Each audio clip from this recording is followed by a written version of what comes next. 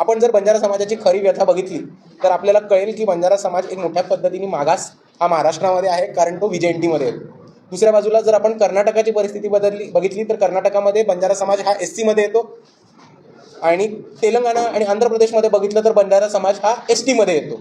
आणि जर मूळ आपण राजस्थानमध्ये बघितलं, जिकडनं बंजारा समाजाची जिकडनं मूळ हा बंजारा समाज येतो, तर राजस्थानमध्ये बंजारा समाजाला OBC स्टेटस मिळतं. आणि ह्याच्यामुळे बंजारा समाजावरती खूप मोठे प्रॉब्लेम झालेले आहेत. तांड्यांवरती एक मागास परिस्थिती आली.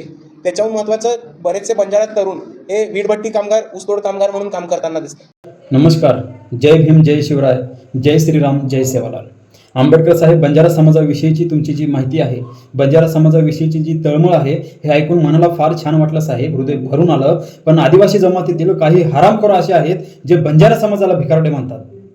खरं तर भीक मागून खाणारे बंजारा समाजाला भिकारडे म्हणतात. अफगाणिस्तानातून आलेले बंजारे म्हणतात. साहेब, यांच्या मेंदूवरती जो धूळ लागलेला आहे, तुमच्या भाषेत झाटकून काढा साहेब. यांना सांगा बंजारा समाज हा आजवर कधीच भीक मागून खाल्लेला नाहीये, म्हणजे भीक मागणार पण नाहीये. आरक्षण मागतोय साहेब. जर आरक्षणाला त्याने भीक म्हणत असेल तर हो, आम्ही छाती ठोकून आरक्षणाला भीक समजून घेऊ साहेब. कारण यांच्या नजरेत आरक्षण जर भीक असेल ना, तर भिकारड्यासाठी कुठलीही गोष्ट भीकच म्हणावी लागेल साहेब. आणि लकी जाधव सारखे हरामखोर फक्त या महाराष्ट्रामध्ये, या देशामध्ये ना जातीवाद निर्माण करतायत साहेब. जातीवाद निर्माण करतात असले हरामखोर.